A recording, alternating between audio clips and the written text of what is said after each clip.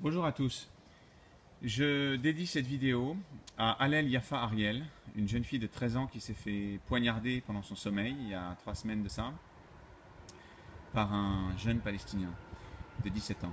Alors, le jeune Palestinien s'est introduit dans la maison d'Alel pendant son sommeil. Il l'a poignardé de 12 coups de couteau successifs sur le visage, sur les poumons et ailleurs sur le corps quand il n'y avait plus de place dans les poumons ou sur le visage. Et il a été abattu par les services de sécurité juste avant qu'il fasse la même chose dans le lycée voisin, qu'il fasse un autre carnage. Donc, une des radios publiques françaises, je ne me souviens plus du nom, a décrit cet événement par la phrase suivante: les colons israéliens en fureur après le meurtre de l'un des leurs. Voilà. Donc quand vous écoutez cette information brute comme ça, hors contexte, ça peut vouloir dire que les colons sont des mafieux qui ont voulu tenter un cambriolage, qui sont complètement incontrôlables, qui ont perdu un des leurs, des membres de leur gang, et qui sont en fureur. Voilà. Pareil, quand on lit l'article du Monde ou de l'AFP, c'est pareil, hein, les deux c'est du copier-coller en ce qui concerne Israël. Donc l'article de Piotr Smolar, donc, qui est correspondant du Monde en Israël, il y a 7 fois dans l'article le mot colon ou colonie et aussi la mention d'une attaque palestinienne. C'est pareil en fait, hein, on ne peut pas savoir, hein, ça peut être une attaque d'un fourgon blindé ou des Palestiniens qui ont voulu attaquer une vieille pour lui prendre son sac et ça s'est mal passé. Donc, dans l'article du Monde, en fait, le fait qu'il y ait 7 fois le mot colon ou colonie, c'est l'idéologie du Monde depuis une bonne vingtaine d'années. En ce qui concerne les correspondants du Monde pour Israël, ils sont tous sélectionnés pour avoir la même idéologie, hein, que ce soit Gilles Paris à l'époque ou maintenant Piotr Smolar. L'occupation israélienne justifie et explique entièrement la violence palestinienne, quelle que soit cette violence. Voilà. Donc, on va d'abord, enfin, dans un premier temps, je voulais quand même revenir sur la définition du mot occupation. Juste une parenthèse, c'est pas directement lié à la vidéo, mais je vais quand même vous la donner.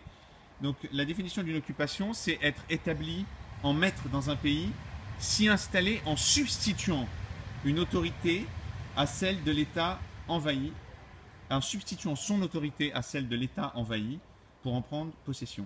C'est-à-dire qu'en fait, on vient dans un territoire, on substitue son propre autorité. Il y avait un État avant, on l'enlève et on en prend possession. Le seul problème de cette définition, c'est que ça ne cadre pas et ça ne colle pas avec le mot occupation utilisé par le Monde et par tous les médias français en général. Il n'y avait pas d'État en 1967 quand Israël a pris le contrôle de ces territoires. Il y avait un État, la Jordanie, qui l'avait annexé, ces territoires, en 1948. Donc il n'y a jamais eu d'État palestinien, donc le mot occupation ne colle pas, mais ça c'était juste une parenthèse.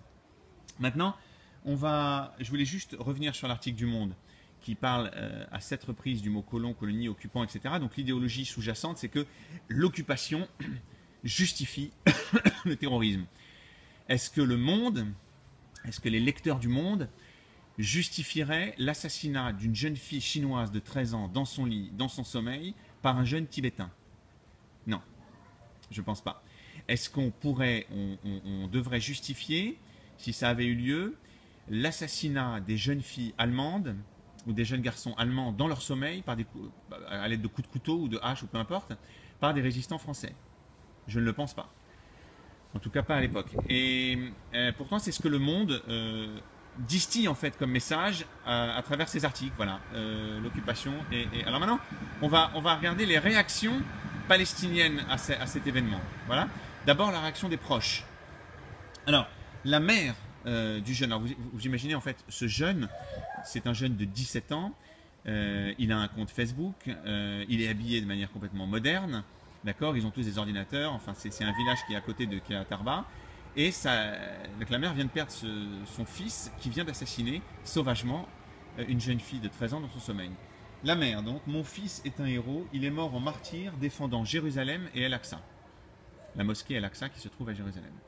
Donc la mère ne voit pas ça du tout comme une abomination. La mère n'est pas détruite, absolument pas. Son fils est un héros. D'accord ? Vous voyez la dimension religieuse pour la mère, en tout cas. en tout cas la perception de la mer. Donc le monde, lui, sa perception à Piotr Smolar, c'est que c'est un conflit territorial qui est expliqué entièrement par l'occupation. D'accord ? La mer vous dit le contraire.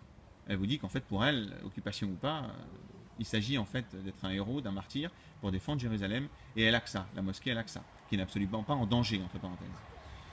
La sœur de ce jeune, en fait, hein, mon frère est un héros, puisse Dieu juge les Juifs et puisse mon frère obtenir sa part de paradis. Donc encore une fois, la dimension religieuse de la sœur. Et ce qui était très intéressant dans cette réaction, vous savez, ça fait des décennies qu'on entend des militants anti-israéliens nous parler des sionistes. Ils se déclarent anti-sionistes. Les pays arabes souvent se réfèrent à l'entité sioniste. L'Iran, par exemple, un pays musulman, mais qui se réfère à l'entité sioniste, les ennemis sionistes. Bon, ça vient, c'est hérité de l'Union soviétique de l'époque, qui avait bien compris ce que c'était qu'une propagande. En fait, les habitants de ces territoires ne maîtrisent pas les subtilités politiques. Vous voyez, on sait très bien à qui on pense quand on parle des sionistes, on pense aux juifs. Mais les habitants de ces territoires n'ont pas ces subtilités, donc ils parlent avec leur cœur. Et eux, pour eux, enfin, ils ne vont pas faire des subtilités vous voyez, de langage, et ils parlent des juifs. Voyez. Au moins ça, c'est clair. Il y a eu des célébrations dans la rue, bien sûr, suite à cet événement. Et le gouverneur de Hébron, le gouverneur palestinien de Hébron, a apporté ses condoléances à la famille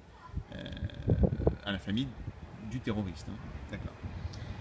Donc voilà, donc ça c'était pour une première chose. Les médias donc analysent ça comme un conflit politique. C'est même pas seulement qu'ils analysent pas, ils analysent ça, c'est qu'ils rentrent pas dans le détail. Et c'est ça qui explique qu'ils rentrent pas dans le détail. Hein. Quand vous voyez la radio publique qui dit les colons ont fureur suite à la mort de l'un des leurs, ça peut être interprété de 1000 façons différentes. Rien ne dit quand on écoute cette phrase qu'il s'agit de l'assassinat d'une jeune fille de 13 ans dans son sommeil à l'aide de coups de couteau, de 12 coups de couteau. C'est parce que si vous commencez à rentrer dans le détail, de cette société dite palestinienne, l'idéologie du conflit territorial en prendrait un sacré coup. On sera obligé de se remettre en cause. Les journalistes français ne se remettent jamais en cause, ils ont toujours raison, ça c'est bien connu. Voilà. Je vais finir avec la responsabilité d'Israël. C'était le but de ma vidéo.